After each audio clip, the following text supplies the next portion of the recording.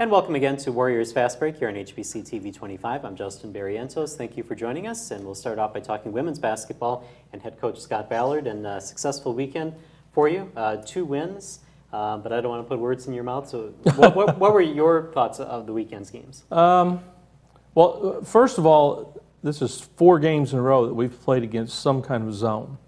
And in my 13 years here in our league, we've never experienced playing against that much zone. And they were all different and unique, great experiences, good learning experiences for, who knows, something, possibly down the road. Right. But Friday's game against Minot, first half I was disappointed in our energy level. We did not start the game well. The first 5 minutes, we just didn't have a lot of energy. We were not very aggressive. We were not communicating and talking on defense. And the most frustrating part about that for us was that the previous 2 days in practice were by far our best practices in terms of energy, talking, communicating, and Coach Wirtz and I were thinking, oh, all right, we have pushed the right buttons, we've turned the corner, and then we start the game against Minot flat, quiet, not a lot of energy, and we've had some people that have been experiencing some sickness and stuff, but they brought it in practice. I just was caught off guard why they didn't bring it in the game, but. So we got behind early in that game, and the first half was kind of sluggish, and we used our bench, and I can't remember. It was a close game at halftime. We might have been up 2 or something like that. But as the game went along, we started to play with more energy. We started to play with more confidence. I think Minot scored the first 4 times they had the ball, which doesn't help your confidence at all. Coming off of the Augie game where they scored 80 on us, and then Minot scores the first 4 possessions. So maybe that's why we're a little bit quiet. I don't know. But we really played a great fourth quarter and took a close game and opened it up. And I think fourth quarter, I think we outscored them like 22-8 or something like that. So when you play against zone, if you're not making shots, and then defensively, if you're not getting stops, you just kind of fall into this, mood of being quiet and not getting a whole lot done. So Saturday morning at shoot-around, we got after them a little bit and challenged them and told them, don't mess around. These teams are dangerous, and if you let them get off to a good start, anything could happen. And even though the Mary game was a 3-point game at halftime, we played with a lot more energy. We just didn't make some shots in the first half. And then the second half, after what we went through in the first half experience-wise and plays that seemed to work better and how to attack their zone, we really played well the second half against Mary. Yeah, and you had a good 3-point shooting game against Mary as well, and Minot too. Yeah. Both those well, really good. I think we made 11 threes against Minot, and we made 9 against Mary. But the thing that I like is that those threes came about because we started getting the ball into our post people, and they started, kicking it out or making skip passes and finding the open person. So we really played some pretty basketball the second half against Mary. And Mary is a team that has provided a lot of matchup problems for us in the past. And our games with them have historically been very, very close. So the first half was like that, but then the second half we took control and we came out the second half and used our half-court trap defense. And even though we gave up some offensive rebounds on the back side of it, we created some turnovers and got in transition. And Jenny Tuttle, our guest today, she made a beautiful pass to Jenny Whelan in transition, just hit her right in stride, and she got an and one layup in the fourth quarter that really was kind of a highlight at that time. I want to ask you about the free throw shooting in the games because I think you only went to the line 8 times against Minot. Maybe that's because of the zone. Yep. You're taking the open shots and not really looking to score underneath the basket. Your thoughts on not getting to the free throw line a lot? Does it matter if you get the win, or is it still something that you want to take a look at? Well, when you're playing against so much zone, zones, you usually don't shoot as many free throws against zone. Even though we're trying to get it inside, you're not driving against zones. And that's one of their, purposes of playing zone is to try to take away drive opportunities for Tuttle and Tara and make you live on the outside. And unless your post people get some, offensive rebounds or you get some stuff in transition, a lot of times there's not very many free throw opportunities playing against the zone. But the thing that's important to me is that we don't put people to free throw line with our defense either. And so, if we can keep things even at the free throw line and shoot 75% or better, then we can live with that. We're playing against zone. One last question about the games this weekend, only about 2 minutes left. You took care of the basketball during the game. 10 turnovers against Minot and 11 against Mary. Yep, and some of those happened in the last 3 minutes of a lopsided game. But no, we did take care of the basketball, and you should against the zone. If you're turning over against the zone, it's probably because you're forcing things, being impatient, not using pass fakes. But I feel like this team has learned how to play against zone and attack it and make adjustments, probably better than any team that we've had. And I think it's a byproduct of playing against it so much this year. We've seen tandem 2-3, we've seen 3-2, we've seen 2-1-2, we've seen people trying to trap out of different things. And so we've seen everything but a 1-3-1 so far. Oh, very good. We have 1 minute left. Okay. Tough games on the road coming up this weekend. Do you try to get after the team to make sure that the energy level will be up against those teams? Well, they know who we're playing. They know what we're playing for. They know that we're playing on the road against 2 teams that are the top 2 teams in the North Division. They both only lost 1 game at home. So we don't need to tell them how important the games are.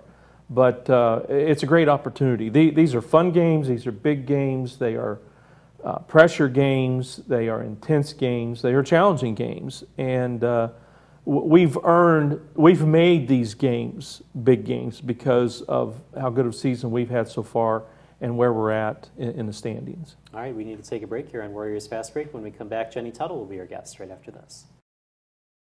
We chose HBC because they're a local company. They have a big audience in Winona, which is the geographic group that we're looking for. Mel is very easy to work with. She's genuinely concerned about how our money is being spent, and she does everything she can to make sure we get the most for our money. She takes care of us. So whenever there's a problem, which is rarely, I know that I can go to her and she's going to take care of it. To see how HBC advertising can help your company, call Melanie at 507-474-5802. Hit the hardwood for college hoops on BTN. Don't miss a moment of the excitement. Oh my goodness, yes sir! Are you kidding me? When your team takes the floor all season long. What a spectacular play! Strong to the rim! They're fun. They're just fun. Big Ten basketball all season long on BTN and BTN to go. And welcome back to Warriors Fast Break on HBC TV 25. We welcome again Jenny Tuttle. And I wanted to ask you about what Coach Ballard said about the energy level coming out this weekend. Is that something that you guys feel when you come out on the court? Or talk about how you play in that first quarter of that first game and maybe the reaction that you get from Coach. Yeah, well, we did kind of come out a little flat, which I think before the game, warming up, we look over and see Minot only has 8 people with them. I mean, that can kind of get in a player's head, they only have 8 people. We didn't want to underestimate them because their 8 girls do bring a lot to the table. But, yeah, when they came out and hit the first couple possessions, it kind of... First 4, Jenny, first 4. Okay. First 4 possessions, it kind of was like a wake-up call, we need to, buckle down and play our game and bring the energy. All right. Well, I want to ask you about your game this season. we're not really surprised by too much anymore because, you know, Coach Ballard had said that he was looking forward to you getting in a more productive role. But I do want to ask you about rebounds and blocked shots because you've gotten a lot of those this season. 5 blocked shots this season. Your previous 2 seasons, just 2 blocked shots. Now, as a shorter person myself, I have to ask, I mean, is that something that you take pride in because you don't usually get that opportunity all that often? I mean, yes. I don't remember which game. I think it was Minot when I got those 2 block shots. We were joking around, and it was like, career high 2 block shots. Like, that doesn't happen often, so when it did, it's kind of funny to laugh about. But I'm not a shot blocker by any means. Is there any reaction from the team when I'm okay with it if we have a lead and she's not in foul trouble, you know. But, you know, turtles are not known for their verticality, and she's kind of represented well. Very good. Yeah. All right, I got to ask you about the 3-point shooting then, because this weekend, 9 of 18 combined, really probably should have been South Player of the Week, but I think the Concordia player had a big game. But talk about your 3-point shooting, because you had 5 against the University of Mary. Yeah, well, like Coach said, we've been seeing zone a lot, so that in itself kind of opens up the 3-point line, especially when we get it in and kick it out.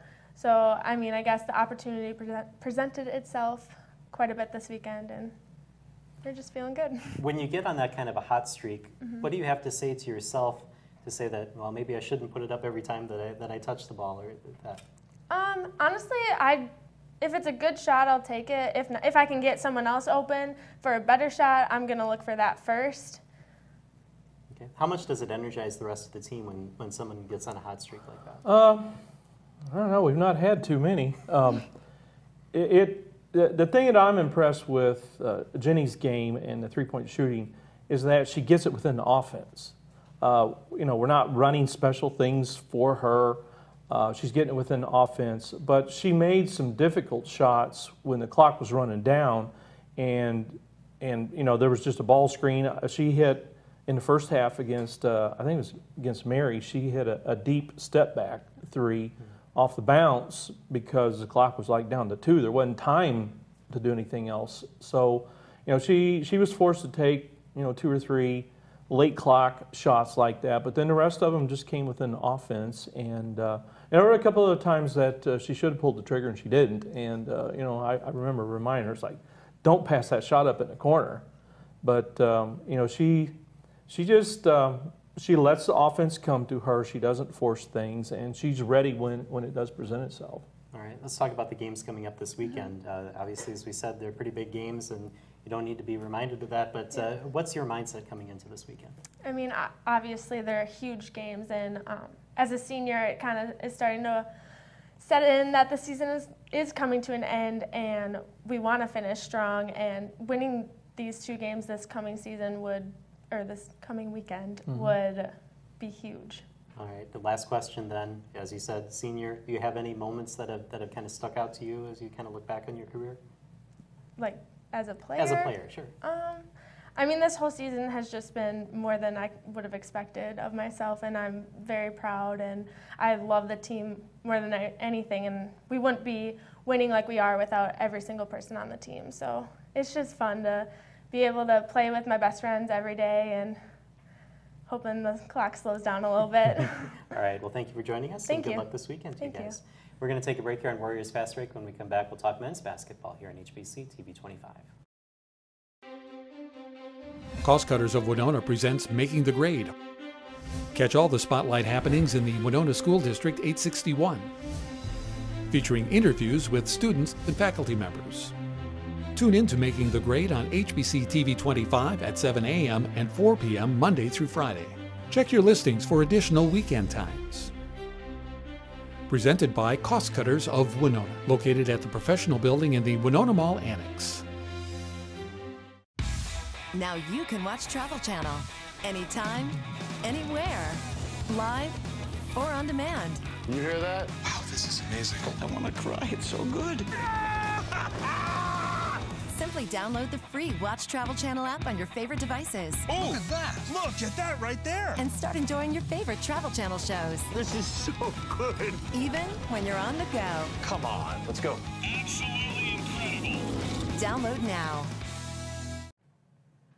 Hello again, everybody, and welcome to Warriors Fast Break here on TV 25. It's time now to talk men's basketball with head coach Todd Eisner. And Coach, successful weekend. You get the home sweep this weekend. From your perspective, how did the games go? Well, we just needed to win games. You know, it's been a tough stretch, and you know, we figured out a way after the previous weekend of kind of giving away a couple of late game wins. We figured out a way to win games here this past weekend, and hopefully we can carry some momentum into the road with Moorhead and Northern coming up this weekend. Obviously, it's always good to win, but how much did the team need the win on Friday, where you go into overtime and then you come away with the win? Well, we've been stuck on a couple of overtime games. Obviously, we won at Duluth and then lost to Wayne, and then we were able to turn around and win this past Friday. So, you know, we've just got to figure out a way to play better the last 5 minutes of games. We've done a nice job of starting out really strong in a lot of games this year, and then recently we've had some leads and played well against Wayne up until the 5-minute mark, and did a nice job against Augie for 35, 36 minutes, and just weren't able to finish off games. So I think it was important for us to play well and finish off both these games this past weekend. Let's start by talking about the Minot State game and talk about kind of what you saw in that game that you liked from your team. Well, I like the fact that Kyle Bauman was back playing well. You know, it's been a while with Kyle being injured that he kind of got back into the flow, and he got into the flow early. And so we went to him, and I think he got 8 or 9 points, you know, right off the bat when he entered the game. And so it was good to get Kyle back playing the way everybody's kind of used to watching him play. And so that was encouraging, and he was able to carry it over to Saturday also. So, you know, I thought we did some good things again early, jumped on him early, and you know, we just figured out a way to hang on there at the end, and got it to overtime, and then figured out a way to close the game out. I'm glad you brought up Kyle Bauman, because I want to ask about that. Now, we were just kind of speculating during games that he's kind of being eased back in after his injury, but have you seen something, him coming off the bench and providing that kind of spark that maybe you like the rest of the season? Well, you know, it's just it was a tough deal with in a good way, in that when Kyle got hurt, Tommy had started to play well and then really played well after Kyle sat out those 3 weeks. So, you know, Kyle understood. I talked to him, and he understood that with Tommy playing as well as he had been doing, that we were going to continue to start Tommy. And then, you know, when Kyle first was cleared to play, he was on a minutes restriction that first weekend, and so it's been a gradual process of him, I think, just feeling confident and comfortable with where the ankle's at, and you know, I certainly think after watching him this past weekend that he seems to be as close to normal as we'll probably get him the rest of the year. And then about the three-point shots, because he's been shooting really well from three-point range. Talk about what you think when you see him eyeing up those threes. Well, and obviously that's what it was, one of his strengths last year. You know, he shot 45% from the three last year, and prior to his injury, he wasn't shooting the ball as well as he was wanting to. And but Kyle works at it. You know, as a matter of fact, after this weekend's game, I came in to watch film on Sunday at about 11:30, and he was in the gym shooting 11:30 on Sunday. So Kyle's someone that works at it a lot, and I know it's important to him, and so you like to see people get rewarded if they're going to put the work in. Okay, and then the University of Mary, talk about that game. You know, a little different type of matchup in that they've got two really good players that played very well. You know, we had a hard time stopping Jefferson and Henry, and you know, they basically got the ball into their hands, and we just hope that they, you know, in some ways missed shots. You know, Jefferson, you know, at the rim, and Henry all over the court. But I thought we did a nice job, you know, again of you know, for the most part controlling the game and never really let them get back into it until, you know, the end a little bit. But you know, I thought overall we had good balance. So I think we had 4 guys between 16 and 19 points, and anytime you get that, you're a difficult team to play against when you've got 4 different options to go to when you need a basket. Now, let me talk about that kind of depth that you have and that kind of scoring. If you're playing an opponent like Mary that had 2 standout guys, do you kind of concede that they're going to get their points and try to shut everybody else down, or do you kind of guard them a little bit closer? Well, I think you can take it either way. You know, I mean, it all kind of depends on how you're set up defensively and what type of personnel you have defensively. This year we've struggled a little bit on the defensive end of the floor. You know, so we want to try to just make every possession as difficult as possible. And if someone's going to be a high-scoring type of player, we want them to be a volume shooter to get there. So, I mean, we don't have a problem with them getting their average as long as they're not shooting a high percentage to do it. And so, you know, I think last year we did a really nice job of doing those type of things and making people's day really difficult. This year it hasn't been as successful for us, and so we've just got to hope that on a particular day someone isn't a really efficient offensive player. If they're going to get 20 or 25 or 30, we can't have it be a, you know, a 12 for 18 day where they really hurt us. In terms of you know, being successful on a lot of their attempts. So You know, it kind of goes both ways, and if you want to give them their points and shut down everybody else, or just make their day miserable, you can go either way. Okay, let's talk about free throws, because I know that's been a kind of a concern of yours all season that you didn't get to the line, but 20-plus free throws in both games. I think it was 28 against Minot, and then 21-22 against Mary. How do you feel you did in that end? Well, and that's one of the things we talked about with the guys after the weekend. I mean, we've won 3 of, I think, of our last 8 games, and in those 3 games, we've shot over 20 free throws in all 3 games. And so there, you know, to me, there's a direct correlation between our ability to get the ball into the paint, to get to the line, to play strong near the rim, to either finish plays or get fouled. I mean, those are basically our 2 options. We have not done that well. We're 15th in the league in free throw percentage, which is not good, and I think we're either last or 15th in the league in free throw attempts. So it's kind of a double whammy. We're not getting to the line very much, and we're not making our free throws. So, you know, it's just something we continue to talk about, and we'll certainly continue to do something about it as we move forward. Okay, coming up this weekend, back out on the road, Minnesota State, Moorhead, and I think Northern State this weekend. How do you feel you match up against those teams? 2 tough, you know, 2 tough teams. They're in the top, you know, top 2 teams in the North. They're both really explosive offensively. Both average over 85 points a game, and so we're going to have to be really good on the defensive end of the floor. Our transition D is going to have to be much better than it's been. They've got the ability, Moorhead does, to have you know, 4 guys spaced out around the arc that can all hurt you. Northern has the same thing, and yet they've got 2 really, really good big post players that are playing really, really well. They kind of share the 5 spot for them, but they both combine for about 25 points a game and about 13 rebounds a game. So we're going to have our hands full both nights. It's going to be a good challenge for us. All right, and you know the last question is coming about health. How are things going? Have things kind of stabilized a little bit towards the end of the season? Yeah, I mean, I think we're as good as we're going to be. You know, I mean, it's Charlie Kuntz is having hip surgery on Thursday of this week, and so obviously our thoughts are going to be with him that he can get a speedy recovery and get him back. You know, hopefully sometime this summer. We obviously don't need to rush it, but hopefully sometime this summer so that he can get some rehab going and get back to basketball activity. Other than that, I think we're about as good as we're going to be throughout the rest of the year. I know Connor Flack was a little banged up, but he played well this past weekend. How's he doing? Yeah, you know, I mean, we're just dealing with the the knee, and actually we haven't asked him about it because he hasn't talked about it. So we're just going to kind of ignore it right now. It's something that we're going to have to deal with when the season's over, but I think he's doing fine. All right, we're going to take a break here on Warriors Fast Break. We'll get the player perspective when we come back. Riley Bamanek will be next right after this. Some people, no matter what they were born into, were meant to be so much more.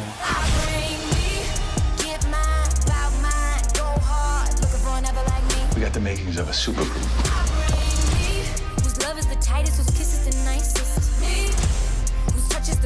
This is your dream. This is my dream for us. What you get is what you see, and I bring me. Star, Wednesdays, or watch anytime on demand or Fox Now. In times of war or uncertainty, there's a special breed of warrior ready to answer our nation's call. A common man with uncommon desire to succeed. I am that man. We train for war. We fight to win. Brave men have fought and died, building the proud tradition and feared reputation that I am bound to uphold. I will not fail. I will not fail. I will not fail.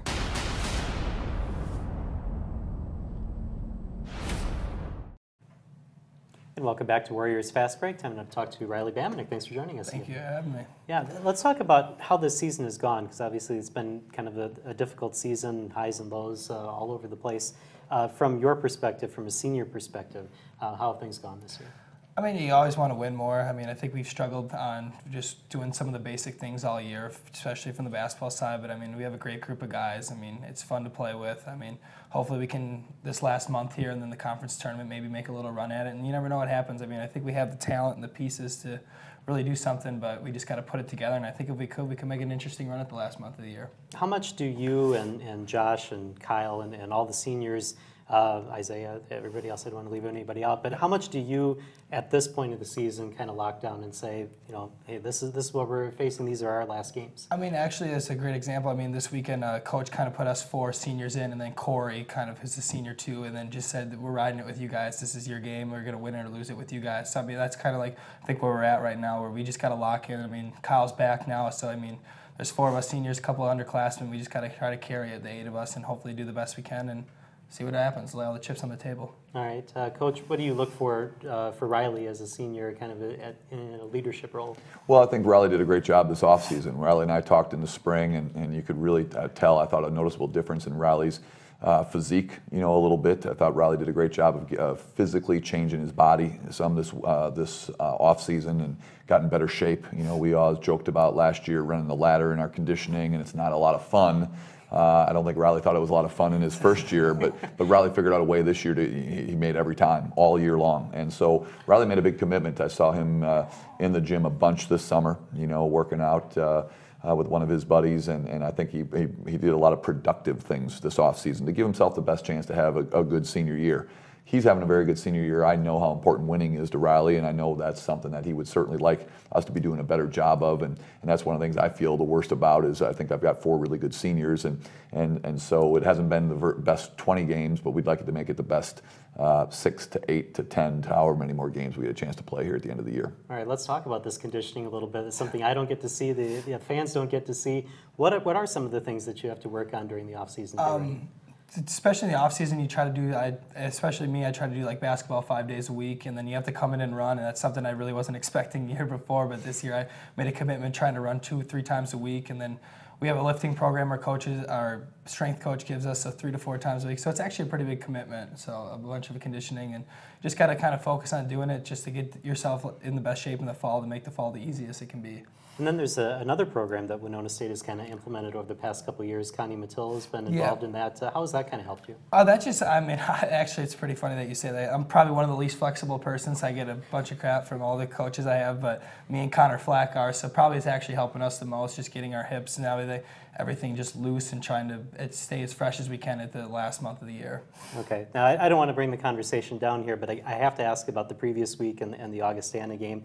I don't really want to rehash that, but what I do want to talk about for anybody who's watching out there is how you bounce back from a loss like that. And what are some of the things that you do to maybe even put it out of your mind, or do you dwell on it at all? I mean, I think, at any time, I think you have to dwell on it. I mean, when you have a chance to send the game into overtime by just at the free throw line doing something that should be super easy and then you just miss one. But, I mean, you just kind of move on. I mean, I took kind of Sunday or rehashed everything, and then we got to move on. I mean, we had Mary and Minot coming in. Those are 2 huge games that we needed to win. We did their job, so hopefully maybe that could be the start of something. I mean, obviously against Augustana, you would love to win that game, and then maybe that starts the streak, but I mean, just kind of got to move forward. You say super easy, but I can't imagine the kind of pressure that is, that the game is in your hands. Can you kind of walk us through what you were thinking at that point in the game? I mean, I really wasn't thinking anything. I'm just like thinking more as just got to make these free throws, get to overtime, and then anything can happen. I mean, at that point, we were playing pretty well the whole game. Kind of the last 5 minutes, we weren't as much. But if we could get it to overtime, maybe we could get some momentum back, get the crowd into it, and then maybe sneak a game, win our home game, and then all that good stuff could happen. But that's about it. All right. Well, thank you for talking about that. I appreciate that. Let's talk about the games this weekend then. As Coach said, tough games against some tough opponents. What is your mindset coming into this weekend? I mean, as Coach said earlier, playing the top 2 teams in the North. So, I mean, anytime we can try to go to, and those are tough places to play. I mean, you know, Northern draws at least 3,000 to 4,000 people, so that's going to be just a really cool environment for some of our guys who haven't been there, and just going to be the loud and noise, which will be a really fun atmosphere on Saturday. And Moorhead's has been good the last 4 years. I mean, they went to the Elite 8 a couple years ago, got a lot of the same guys on that team. So, I mean, they're always really good. And just kind of have to lock in defensively. I mean, if we don't do anything defensively, we have no chance because these teams score so efficiently. All right, last question. If we don't get a chance to talk to you before your career is over, what's going to be one of the main highlights that sticks out in your mind in your Warrior career? Oh, wow. I mean, I just think just being with the guys, I mean, I've had some great teammates throughout my 4 years here that I wouldn't trade for anything. I mean, we've had some roller coaster seasons, but I mean, everything with those guys, we've stuck together. I mean, Josh, Isaiah, Kyle will be some of my best friends for the rest of my life, so I think that probably with them, being with them. All right, well, thank you guys for joining us, and good luck this weekend. Thank you. Thank you for joining us here on Warriors Fast Break. We'll see you next week here on HBC TV 25.